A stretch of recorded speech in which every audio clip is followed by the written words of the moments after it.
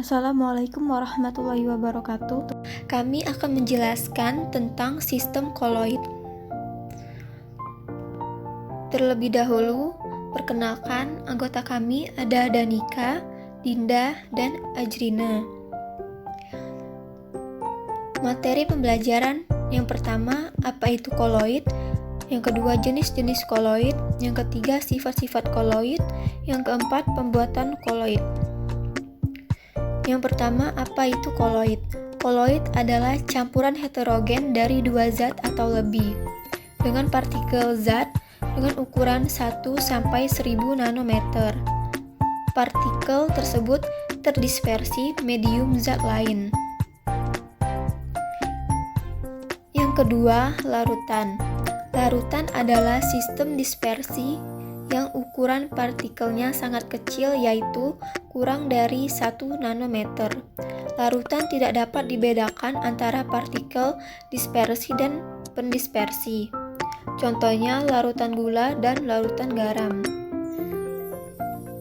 Yang ketiga, suspensi. Suspensi adalah sistem dispersi dengan ukuran partikel relatif besar, yaitu lebih dari 100 nanometer. Suspensi dapat dipisahkan dengan cara penyaringan. Contohnya, air ditambah tepung, air ditambah pasir, dan lumpur. Perbedaan larutan koloid dan suspensi.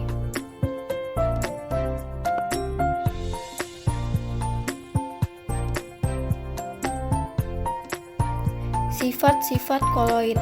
Yang pertama, efek Tyndall. Yang kedua, gerak Brown. Yang ketiga, adsorbsi. Yang keempat, koagulasi. Yang kelima, elektroforesis. Yang keenam, koloid pelindung. Yang ketujuh, dialisis. Yang pertama, efek Tyndall. Efek Tyndall adalah terhamburnya cahaya oleh partikel koloid. Contohnya sinar matahari melalui celah-celah dari daun pada pagi hari. Yang kedua, gerak Brown. Gerak Brown adalah gerak partikel koloid dengan lintasan lurus dan arah acak. Contohnya susu. Yang ketiga, adsorbsi. Adsorbsi adalah peristiwa penyerapan muatan oleh permukaan partikel koloid.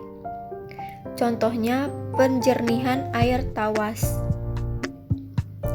Yang keempat, koagulasi. Koagulasi adalah peristiwa pengumpulan partikel koloid.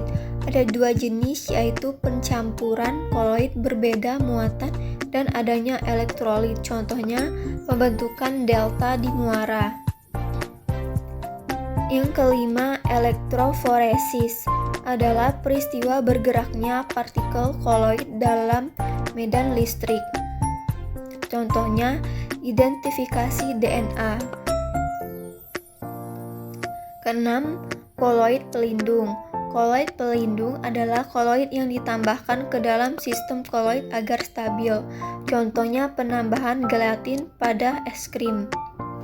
Ketujuh, dialisis. Dialisis adalah menghilangkan muatan koloid dengan memasukkan koloid ke membran semi-permeabel. Contohnya proses hemodialisis atau cuci darah. Jenis-jenis koloid. Pertama, fase dispersi padat terdiri dari 3 fase terdispersi. Yang pertama padat, contohnya batu rubi. Yang kedua cair, contohnya tinta dan cat. Yang ketiga gas, contohnya asap dan debu. Yang kedua fase dispersi cair terdiri dari 3 fase terdispersi. Yang pertama padat, contohnya keju dan jelly. Yang kedua cair, susu dan santan. Yang ketiga gas, kabut dan awan. Yang ketiga fase dispersi gas terdiri dari 2 fase terdispersi. Yang pertama padat, contohnya karet busa. Yang kedua cair, contohnya buih sabun. Pembuatan koloid secara dispersi. Yang pertama mekanis, yang kedua homogenisasi, yang ketiga peptisasi, yang keempat busur bedik. secara kondensasi. Yang pertama reaksi hidrolisis, yang kedua reaksi redoks, yang ketiga pertukaran ion. Cara pembuatan Mekanik. Siapkan belerang. Siapkan mortar. Haluskan belerang. Belerang telah halus. Belerang dicampur dengan air. Koloid terbentuk di atas permukaan air. Panasi air yang dicampur saset dan gula. Campurkan dengan rata, dingin, dan jadilah koloid.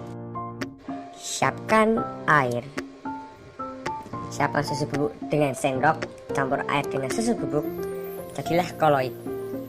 Susu coklat itu sendiri adalah koloid.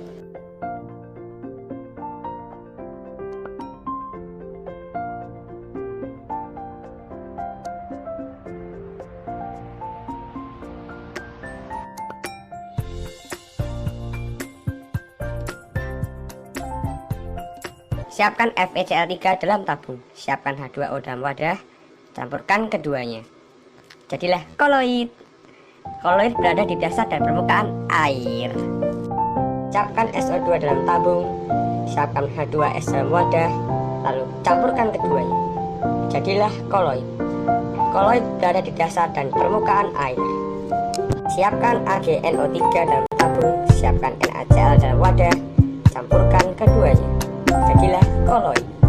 Koloid berada di dasar dan permukaan air. Bergantian larut. Siapkan belerang halus. Siapkan alkohol, air, dan tabung reaksi. Campurkan semuanya. Jadilah koloid. Koloid berada di dasar dan permukaan.